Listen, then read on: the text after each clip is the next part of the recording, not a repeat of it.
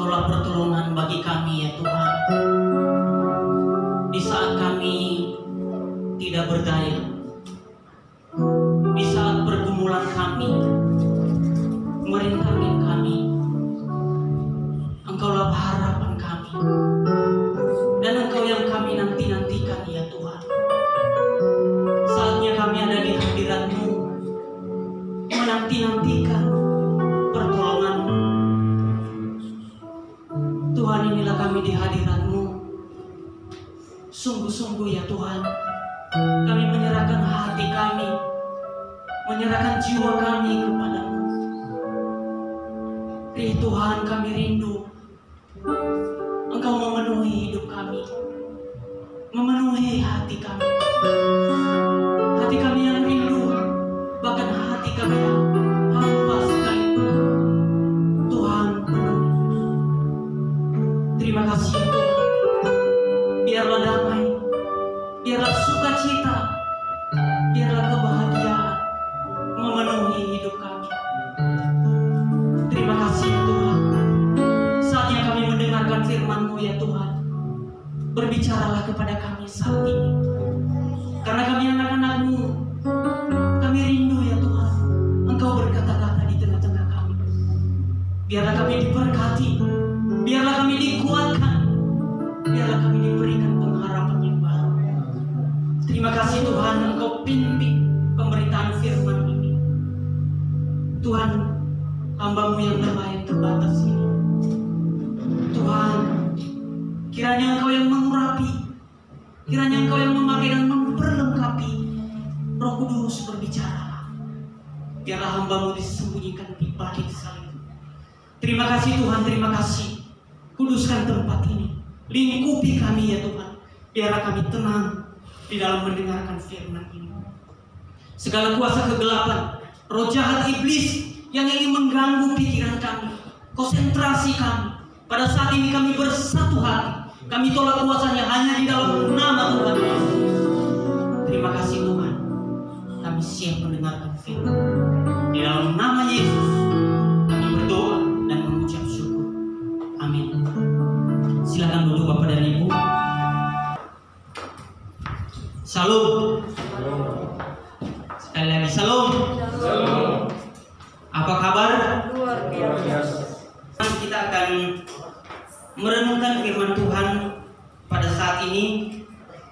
Kita mencoba merenungkan firman Tuhan yang diambil daripada Ayub pasal yang ke-30 ayat 20 sampai 23.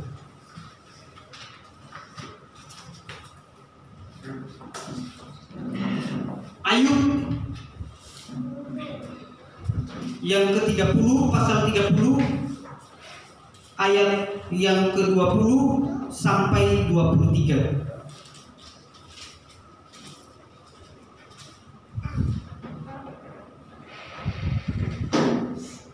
Sudah ketemu semua, amin.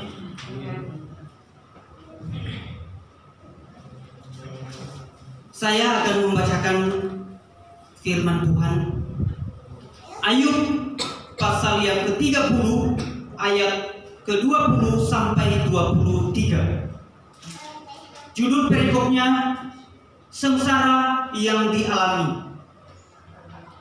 Aku berseru minta tolong kepadamu, tetapi engkau tidak menjawab.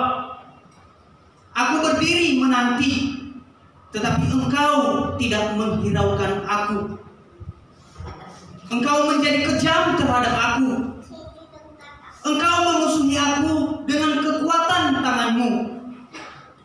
Engkau mengangkat aku ke atas angin, melayangkan aku dan menghancurkan aku di dalam angin ribut.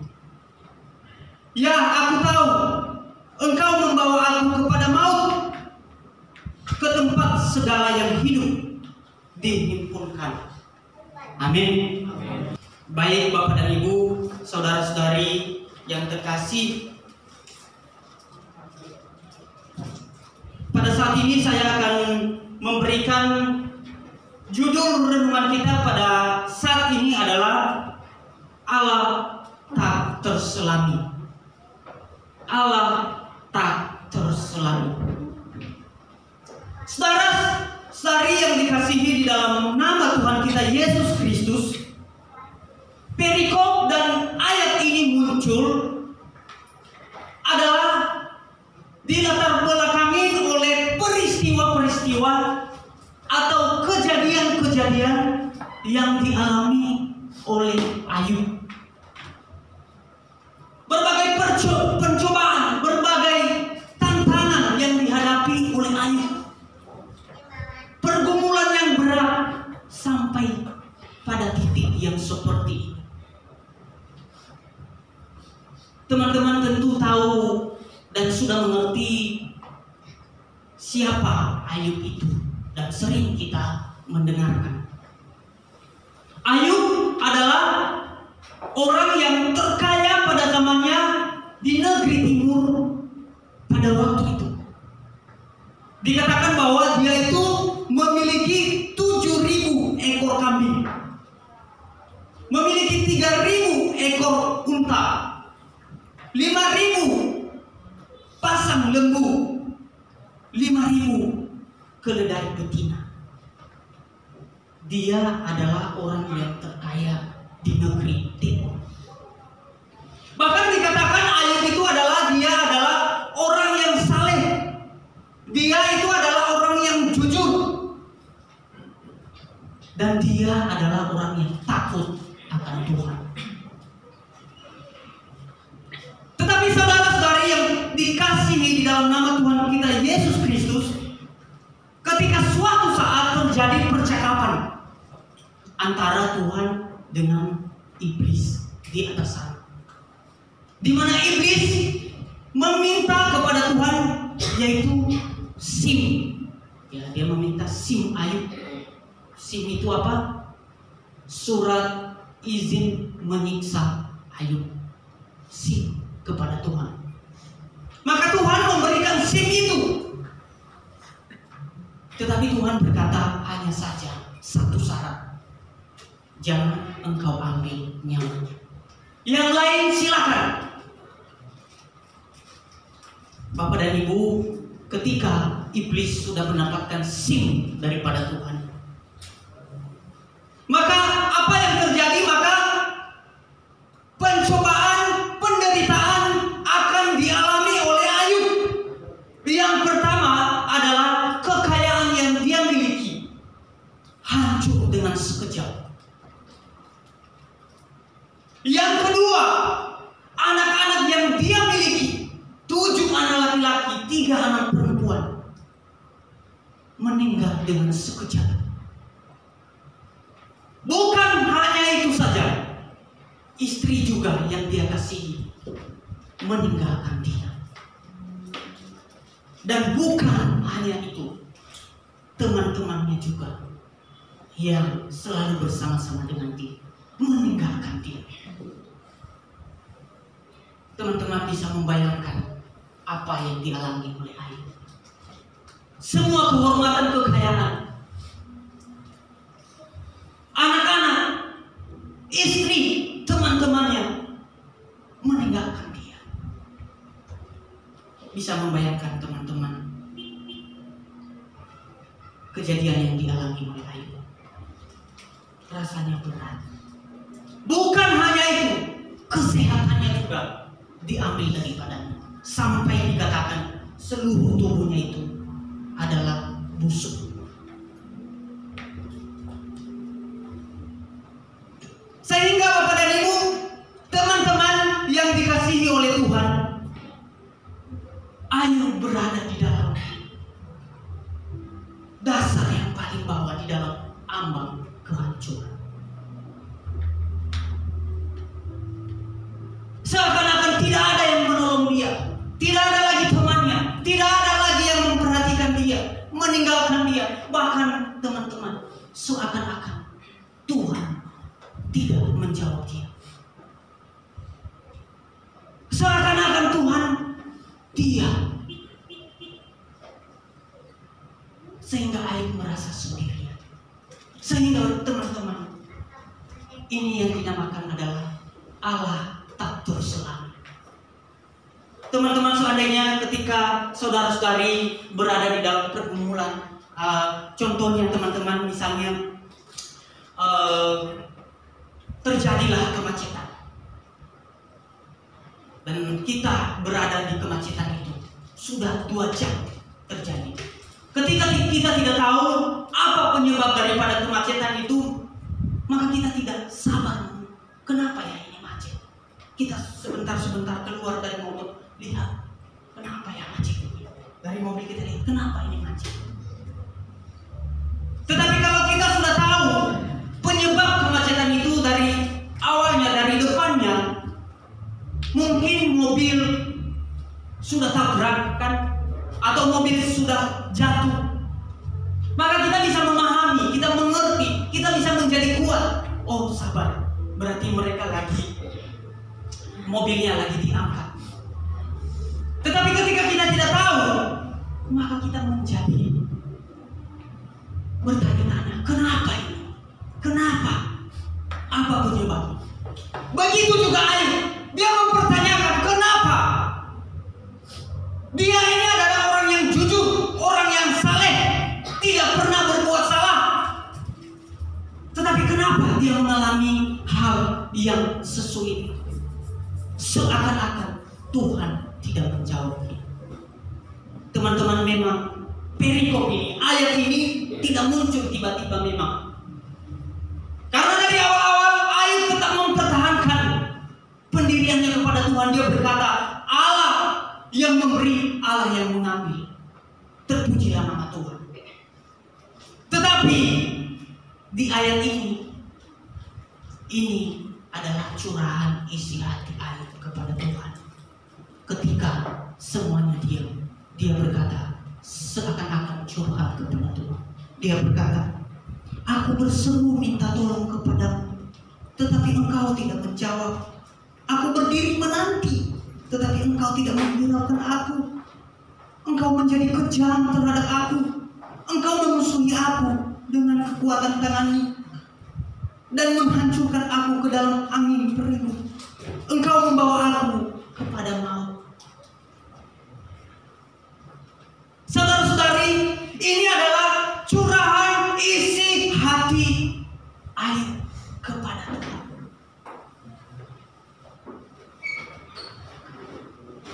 Apakah saudara pernah juga berada di dalam peristiwa, di dalam pergumulan, di dalam beban yang seperti ini? Apakah juga di dalam hidup saudara-saudara dan saya pernah berada di dalam pergumulan yang berat, di dalam tantangan yang sangat berat? Kita terus berdoa, kita terus memohon, kita terus meminta pertolongan Tuhan, tetapi seakan-akan Tuhan tidak menjawab, seakan-akan Tuhan diam. Bapak dan Ibu, saudara-saudara yang dikasihi oleh Tuhan kita Yesus Kristus, bahkan seorang pendeta John di dalam bukunya Yohan Chandrawasa menceritakan bagaimana ketika dia berada di dalam pergumulan. Pendeta John ini memiliki satu anak yang bernama Laura, usia 10 tahun. Laura ini mengalami penyakit, yaitu penyakit kanker darah. Maka suatu ketika anak ini menjerit kesakitan, sakitnya yang sangat berat, sehingga sampai pendeta John itu mengatakan anak itu sampai menggigit kain di atas ranjangnya, saking sakitnya penyakit itu.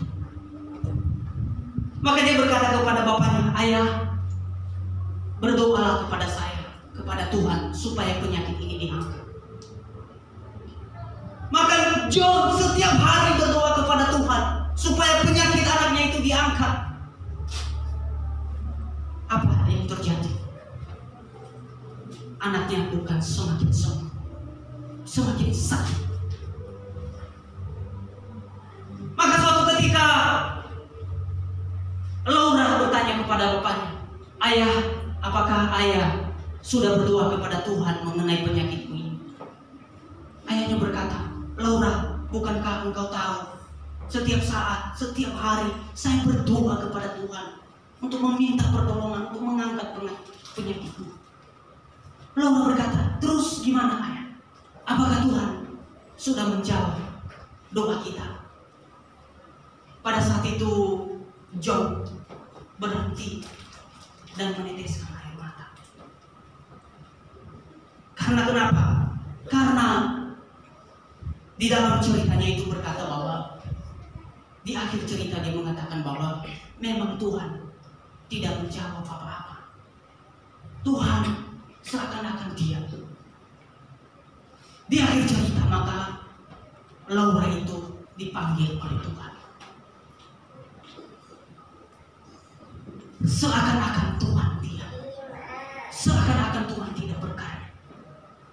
Inilah yang dialami oleh pendeta Job, inilah yang dialami oleh Ayub.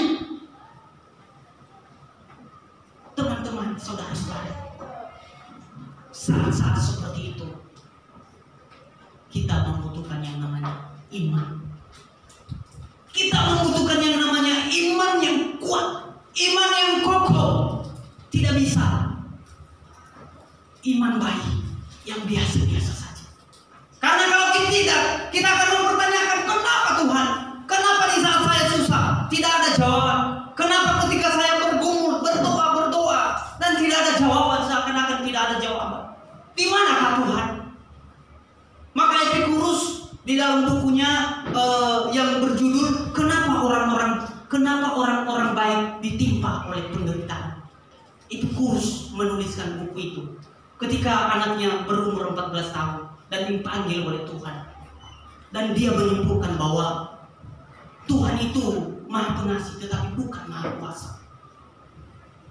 Sehingga anakku bisa dipanggil. Epicurus mengatakan itu. Ketika kita tidak memiliki fondasi iman, kekuatan iman, maka kita akan mempertanyakan itu. Di mana Tuhan? Apakah benar Tuhan tidak tahu? Apakah Tuhan tidak Maha Kuasa? Teman-teman, jawabannya Tuhan tahu dan Tuhan Maha Kuasa. Terus pertanyaannya, di manakah Tuhan saat penderitaan terjadi? Saat peristiwa penderitaan terjadi, Tuhan ada dan Tuhan mengerti dan Tuhan ada saat itu. Tuhan sedang apa? Tuhan sedang berkarya. Tuhan tidak pernah diam. Tuhan sedang berkarya kepada Ayub, memberikan kekuatan kepada Ayub. Ayub, terus pertahankan imanmu, jangan goyah. Tuhan terus membimbing Ayub supaya tidak goyah. Tuhan terus berkarya kepada Ayub. Karena kenapa? Kita tahu bahwa Tuhan itu Maha Kuasa. Kalau kita memperhatikan Bapak dan Ibu, teman-teman, bahkan hal yang kecil pun di dalam tubuh kita ini adalah rambut ini. Rambut ini hal yang kecil yang tidak bisa diperhatikan. Bahkan dikatakan di dalam firman Tuhan di Matius pasal 10 ayat 30 berkata. Matius 10 ayat 30 berkata, "Dan kamu, rambut di kepalamu pun terhitung semuanya." Bagaimana bisa kita mengatakan bahwa Tuhan tidak tahu? Bahwa Tuhan tidak mengerti apa yang kita lakukan. Maka dalam organ tubuh kita yang sekecil pun dikatakan bahwa terhitung semua. Bahkan dikatakan di dalam Lukas pasal 21 ayat 18. Lukas 21 ayat 18. "Tetapi tidak sehelai pun dari rambut kepalamu akan hilang." Tak sehelai pun akan hilang. Teman-teman, apalagi di dalam hidup kita, di dalam pergumulan kita. Tuhan tahu, Tuhan mengerti, tetapi Tuhan sedang berkarya merendam kehidupan kita. Jadi jangan pernah kita mengatakan, menyimpulkan bahwa Tuhan tidak tahu dan tidak mengerti. Tuhan tahu. Sehelai rambut pun Tuhan memperhitungkan. Tuhan mengerti. Tetapi Tuhan sedang berkarya. Teman-teman tentu tahu ketika Tuhan Yesus juga mau disalibkan. Maka teman-teman tentu tahu bahwa Tuhan Yesus juga 100% manusia dan 100% Allah. Di dalam kemanusiaannya, dia mengatakan kepada Tuhan di dalam doanya, jikalau kiranya mungkin, biarlah cawan ini lalu daripada aku. Dia berkata kepada Tuhan, jikalau kiranya mungkin, biarlah cawan ini lalu daripada aku. Inilah doa Tuhan Yesus ketika dia berada di dalam pergumulan yang berat. Bahkan dikatakan di Matius 27 ayat 6 berkata, Eli, Eli, lama sabachthani. Allahku, Allahku, mengapa engkau meninggalkan aku?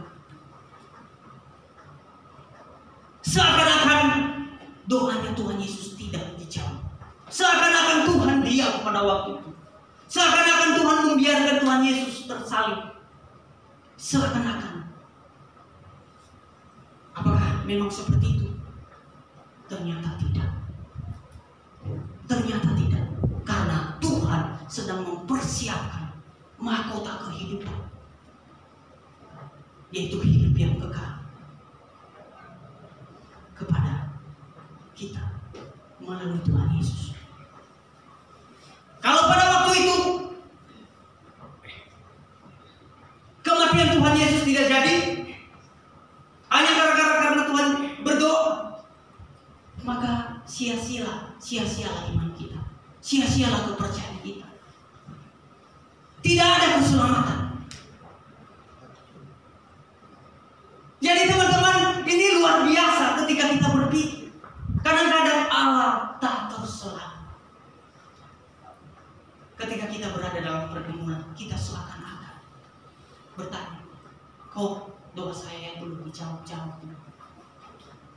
Tuhan tahu nggak ya? Dalam pergumulan ini yang berat ini, seakan-akan Tuhan, seakan-akan kita sendiri. Teman-teman, firman Tuhan mengatakan, Tuhan tahu dan Tuhan sedang berkarya. Karya yang besar yang Tuhan sediakan, yaitu keselamatan hidup yang kekal. Amin.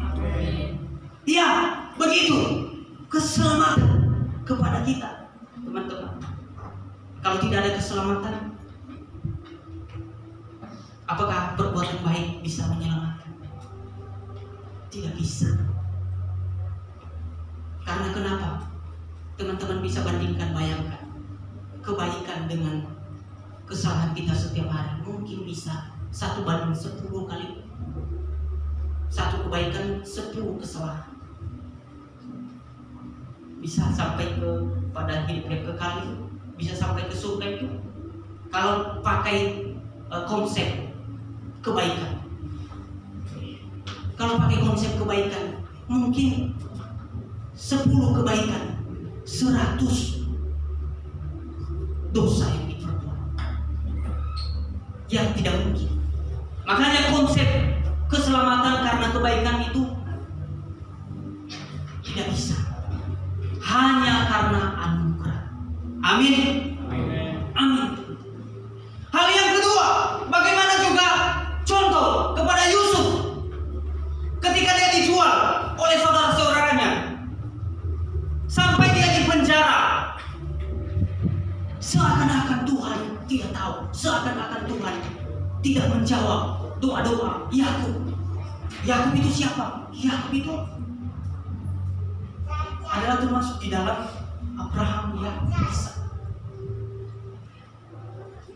Seakan-akan Tuhan tidak menjawab. Padahal ujungnya adalah ya Yusuf sedang dipersiapkan menjadi Perdana Menteri di Mesir. Bisa membayangkan teman-teman, Allah tak terselami. Begitu juga Ayub ini. Ayub di dalam peristiwa ini, seakan-akan dia merasakan di dalam perikop ini Tuhan tidak mendengarkan dia. Tetapi teman-teman, kalau memperhatikan di ayatnya yang terakhir di 42 di situ, maka ketika waktunya Tuhan telah tiba, keadaan Ayub dipulihkan. Tuhan memulihkan keadaan Ayub. Bahkan yang hilang tadi, harta yang hilang tadi diganti 2 kali lipat. Anak yang 7 dan 3 diganti kembali. Sahabat-sahabatnya, teman-temannya diganti kembali. Bahkan ada yang mengaku-ngaku sahabatnya ketika dia sudah sembuh. Di ayat 42 ini katanya di situ banyak teman-temannya yang datang ke rumah Ayub untuk makan bersama-sama. Di saat penderitaan teman-temannya tidak ada, tetapi di saat senang, di saat hartanya dikembalikan 2 kali lipat, teman-temannya pada datang. Malah ada yang mengaku-ngaku belum pernah ketemu juga, dia berkata, kamu temanku, tahu kamu temanku. Itu teman-teman, kalau seseorang itu sudah sukses, ada banyak orang yang mengaku-ngaku, itu temanku loh itu. Nah, itu sering terjadi juga kepada kita seperti itu. Tuhan menggantikan sehingga Ayub mencabut, katakan mencabut perkataannya ini. Di ayat yang ke-30 dia mencabut perkataannya. Di ayat 42 itu apa? 42 Ayub mencabut perkataannya dan menyesalkan diri. Dia mencabut perkataannya. Tetapi dia bahkan mengatakan, bukan lagi setelah dia mencabut perkataannya, dia mengatakan di ayatnya yang 42 ayat 2. Ayub 42 ayat 2. Aku tahu bahwa engkau sanggup melakukan segala sesuatu. Tidak ada rencanamu yang gagal. Amin. Teman-teman, ini menjadi ayat yang bisa kita bersama-sama sebutkan ayat ini. Ini juga firman Tuhan ini kiranya menjadi berkat bagi kita. Kita membaca bersama-sama. 1, 2, 3. Maka jawablah kepada Tuhan, akan bahwa engkau sanggup melakukan segala sesuatu dan tidak ada rencanamu yang gagal. Tidak ada rencanamu yang gagal. Engkau sanggup melakukan segala sesuatu. Tidak ada rencanamu yang gagal, Tuhan. Amin. Teman-teman, kisah ini, bagian perikop ini menolong saudara dan saya. Ketika kita berada di dalam pergumulan yang berat, ketika kita terus berada di dalam penantian atas jawaban Tuhan kita, ketika kita berada di dalam tantangan yang seakan-akan Tuhan tidak menjawab, engkau sanggup melakukan segala sesuatu. Tidak ada rencanamu yang gagal. Jangan cepat-cepat kita berkata, di mana Tuhan? Jangan cepat-cepat kita berkata, Tuhan tidak ada. Jangan cepat-cepat kita berkata, ini adalah ini dan itu. No, Tuhan tahu, Tuhan mengerti, dan Tuhan sedang berkarya. Amin. Ya, Tuhan sedang berkarya.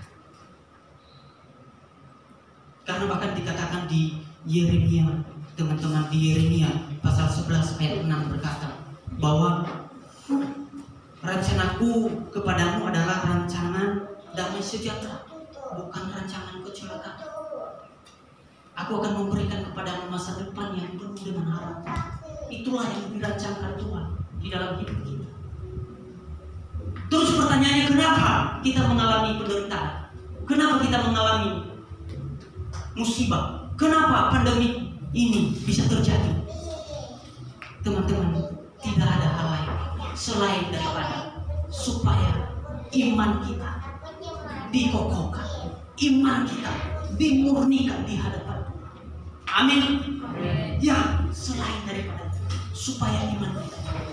supaya iman kita tetap kuat di hadapan Tuhan. Tidak ada rencana lain. Tidak ada rencana untuk menghancurkan kita. Tidak ada. Tuhan tidak pernah membayangkan dan memikirkan itu. Hanya supaya iman kita. Hal yang kedua adalah supaya karakter kita juga dibentuk. Untuk memurnikan kita. Ketika kita sudah merasa aman-aman saja, sudah memiliki ini itu, kita merasa kita ini sudah sombong. Kita tidak lagi kembali kepada Tuhan. Tetapi ini untuk memurnikan karakter kita.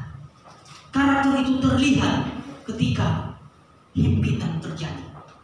Apakah karakternya sesungguhnya itu kelihatan di situ ketika himpitan terjadi. Kalau baik-baik saja, ya itu bisa direkayasa karakternya. Kelihatan orang baik. Tetapi saat tantangan, saat penderitaan, saat masalah terjadi, kelihatan karakter yang sejatinya. Siapa kita yang sebenarnya? Tidak ada jalan lain adalah untuk menguatkan iman kita, untuk membentuk karakter kita. Dan yang ketiga adalah untuk memberikan kita pengalaman rohani. Untuk memberikan kita pengalaman rohani. Kesaksian. Ketika kita bisa melewati masa-masa yang sulit, maka kita bisa bersaksi. Aku bisa melewati masa-masa yang sulit itu karena Tuhan beserta dengan saya. Masa-masa yang sulit ini pun yang ada di hadapan saya juga akan melewati karena ada pengalaman yang dulu yang Tuhan telah berikan. Amin. Sehingga dikatakan, Ayub mengatakan bahwa di Ayub 42 ayat 5 dia berkata, hanya dari orang saja aku mendengar tentang Engkau, tetapi sekarang mataku sendiri memandang Engkau. Amin. Kalau kesaksian kita dengar dari orang-orang, oh Tuhan Yesus baik, Tuhan Yesus menyembuhkan ini, itu hanya kata orang. Tetapi ketika kita sudah mengalaminya, kita berkata, bukan lagi hanya kata orang, tetapi saya menyaksikan sendiri karya Tuhan, kebesaran Tuhan, mukjizat-mukjizat Tuhan, sehingga iman kita itu menjadi kuat. Tidak ada cara lain, tidak ada alasan lain kenapa kita mengalami. Dan hal yang terakhir, teman-teman, saudara-saudara, kenapa kita mengalami itu? Hal yang terakhir adalah supaya kita dekat dengan. Amin. Supaya kita melekat kepadanya. Ketika kita naik mobil, maka di dalam perjalanan maka ada hujan rintik-rintik. Maka ketika hujan rintik-rintik, tentu mobil itu akan menggerakkan alat pembersih kaca itu, wiper. Dia bergerak. Maka ketika hujan rintik-rintik, tidak lagi hujan rintik-rintik, tetapi hujan deras, maka fibernya itu juga tentu tidak lagi mungkin diperlambat, tetapi dipercepat supaya kacanya bisa kelihatan jalan. Kalau lambat, kita nggak bisa melihat jalan. Bisa-bisa mobil itu jatuh. Harus dipercepat. Teman-teman, artinya apa? Ketika masalah terjadi, beban, peristiwa di dalam hidup, maka kita juga bukan semakin mundur, semakin pelan kepada Tuhan, tapi kita semakin kencang. Doa kita semakin kencang, ibadah kita semakin kencang, penyembahan kita semakin kencang. Jadi pergumulan bisa saja kita juga semakin dekat kepada Tuhan. Amin. Teman-teman, Bapak dan Ibu, kiranya firman Tuhan ini bisa menjadi kekuatan, menjadi berkat bagi kita, sehingga kita memahami kenapa penderitaan terjadi, sehingga kita tidak kaget lagi ketika kita menghadapinya. Kita tahu bahwa Tuhan tahu dan Tuhan sedang berkarya di dalam masalah. sehingga kita tidak menjadi orang-orang yang cepat menyerah, orang-orang yang cepat meninggalkan iman, orang-orang yang cepat patah, cepat down, tetapi kita orang-orang seperti kaca mobil, alat pembersih. Semakin kencang masalah, semakin kencang kita juga dengan Tuhan, semakin dekat dengan Tuhan. Amin. Mari kita akan menundukkan kepala, teman-teman, kita akan meresponi firman Tuhan ini. Mungkin ada di antara kita, ada juga dalam peristiwa pergumulan, ada di dalam beban, bahkan di tengah-tengah pandemi seperti ini, kita mengalami kesulitan secara ekonomi, mengalami kesulitan di dalam pekerjaan. Kita terus mencari dan kita seakan-akan tidak mendapatkan. Teman-teman, firman Tuhan ini menguatkan kita. Ayub juga pernah berada di titik itu, tetapi dia tidak menyerah, karena ada Tuhan yang menolongnya, yang menguatkan dia. Saya mempersilakan teman-teman, saudara-saudara, marilah kita bawa pergumulan kita di hadirat Tuhan. Mari kita bawa persoalan kita di hadirat Tuhan, karena sesungguhnya Tuhan mengerti, Tuhan tahu, dan Tuhan sedang berkarya. Kita minta kekuatan, kita minta iman, supaya kita bisa melewati hal-hal yang sulit ini, sehingga kita pada akhirnya kita berkata, Tuhan luar biasa, Engkau baik Tuhan. Terima kasih Tuhan. Inilah kami, anak-anak-Mu di hadirat-Mu saat ini.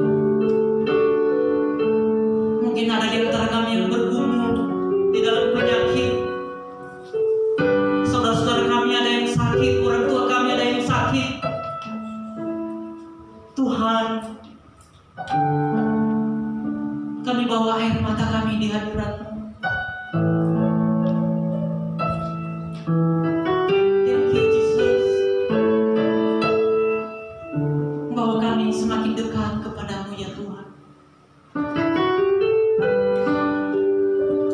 Terima kasih Tuhan Yesus.